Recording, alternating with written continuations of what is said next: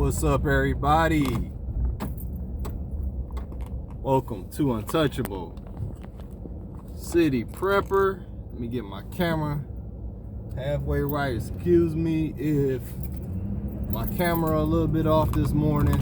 I'm on my way to work, and I wanted to get this video out to you guys as soon as possible. I hope you guys are doing well. I hope you guys are blessed. I hope you guys are focused. Hope you guys are making positive moves in your life. And I don't expect for this video to get a whole bunch of views, but I appreciate the people who are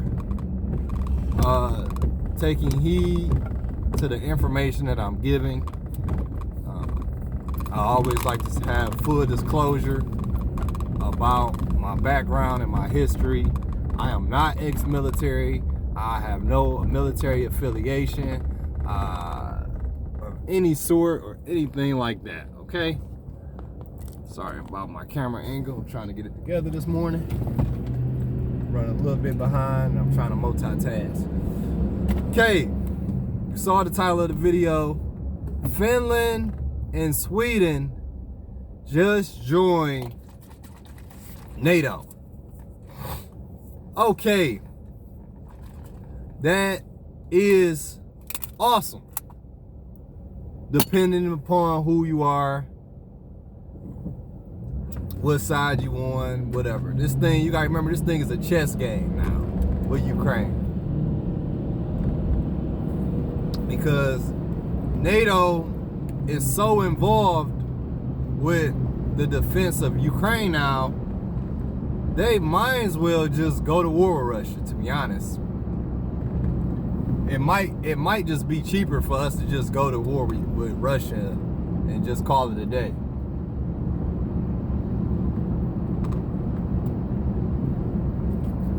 Okay? Because at this point, we didn't invest in more money in Ukraine than the NBA. All right? So, what does that mean? Well, let's break it down.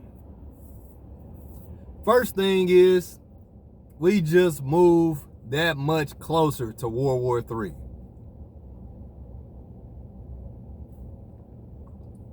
Whether you believe it or not. That just brought us extremely closer to World War III than we have ever been in our lifetime. Just by them doing that. Because you got to remember the history of Finland and Sweden. Somebody correct me if I'm wrong, because I'm not an expert, but I remember Finland or Sweden, they was like a sovereign state. So what that means is they really had nothing to do with World War II. You know, they were kind of just in the mix. You know, I do believe Finland was invaded by Russia, and they pushed Russia back a couple times. You could do the fact history on this, because I'm not an expert at this, but I do know Finland and Sweden are two badass countries. Now, they're both not big. Finland and Sweden are not big countries, but they hold their own. Okay? And more importantly, they bring influence within the world, because they got a lot of money going through these two little small countries. Okay, it's a lot of money going through these two little small countries, Finland and Sweden. You ever heard of the Swedish bank, the Finland bank? A lot of people do money with the Swedish and the Finns, because they're two small countries, but they produce it's a lot of money coming out of Sweden and Finland. You know, they don't really show up on your radar when you think about vacations or nothing like that, but it's a lot of money coming out of Sweden and Finland. Okay? A lot of economic power, a lot of influence, a lot of structure. So for NATO to pick up Finland and Sweden and NATO is like shit. It's like picking up Chris Paul and Chris Paul and Devin Booker. Shit, if you know basketball, because that's two huge countries. Number two thing about Finland and Sweden joining in NATO is, remember, number one, it brings us closer to World War III. Number two is, shit, I heard somewhere on CNN, I don't know how close this is, but between Russia and I think it was Finland, they got a 250-mile kilometer between them. That ain't shit, y'all.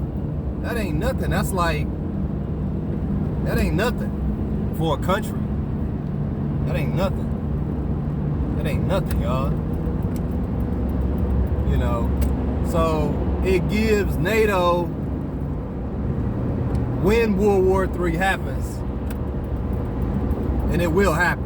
I'm sorry to tell y'all that, but there's no reason to fear that if you're a child of God, because we put our trust in God first. And if you're a prepper, then you're already getting ready if you're watching this channel.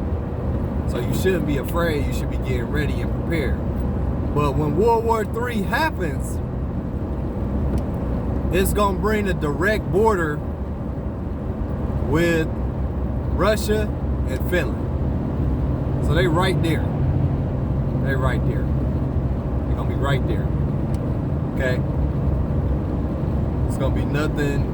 It's going to give us a good strategic position.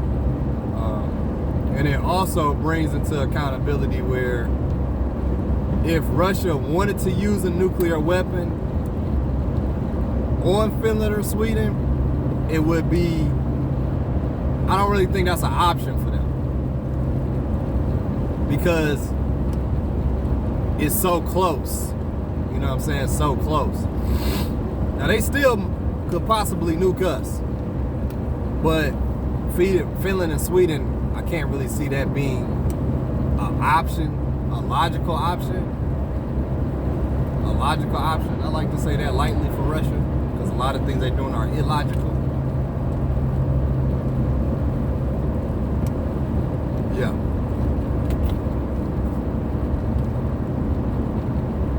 So, what does that mean for us as preppers and as children of God, and as we move forward through the rest of 2023? The first thing you should be doing is, in my opinion, is getting your food together. Getting your rations together, getting all your food together. Get your rations together. That's what you need to be doing. That's the first thing I would be doing. If you just becoming a prepper, it's okay. You still got time. You don't have that much time, but you still got time. Okay, so I don't like to scare people. That's not what this channel is about. It's about getting people ready. A lot of channels try to scare you, and that's not what I'm here for. You know, I'm a Christ-believing man, and I believe in getting ready for the storm. You know, my uncle always told me, always prepare for war at a time of peace. Okay, and that's what I'm doing. And that's what I'm trying to get you guys to see. Okay? So the first thing I would be doing, I would be getting my food ready. My food and water. Food, water. Food, water. Food, water. If you don't do nothing else, you need to be stocking up on food and water. Food and water. Food, perishable food and water. Okay? I would say a good amount, if you're starting off. Some people have years. I would say roughly, I would put up about 6 months. You can hold out for 6 months, you in a good spot. You're in a good spot. 6 months is pretty good. You know.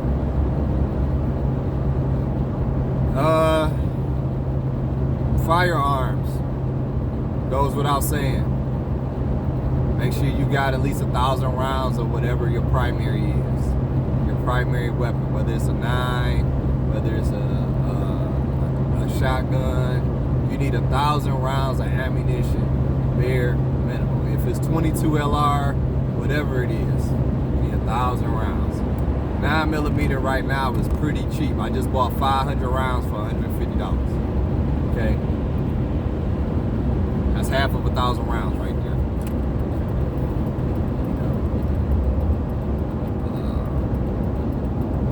5.56 is still pretty cheap right now. 300 blackout is 300 blackout. You know, whatever you got. You know, you want a minimum. I say you would want a minimum of about 500 rounds for your primary. You know, this is for new preppers. Older preppers, stay out of this. New preppers, you want a minimum of 500 rounds. Older preppers like me, we got thousands and thousands and thousands and thousands of rounds, thousands and thousands. But if you new, you want 6 months of food, water, 500 rounds of ammunition. Next thing you would want to do, this is where it get tricky, this is where I'm still trying to get better. It's gonna come down to gasoline. It's gonna come down to gasoline, guys. It's gonna come down to gasoline. I'm making a plan right now for my gasoline storage, and I'm about to put up, let's see, 5 gallon, 5, 10, 15, 20, 25. I'm on at least 30 gallons of oil, and I gotta buy it soon because it's about to be summer and gas price is about to go crazy. So I would say about 30 gallons of gas. 30 gallons of gas. You gotta find somewhere to put it safely, in your garage, your backyard. You want about 30 gallons of gas. Okay? That's what that means. Okay? So, that's my video for today. Thank you for tuning in to Untouchable City Prepper. And I hope you guys have a great day. Make sure you like, share, and subscribe to the video and to the channel. Thank you.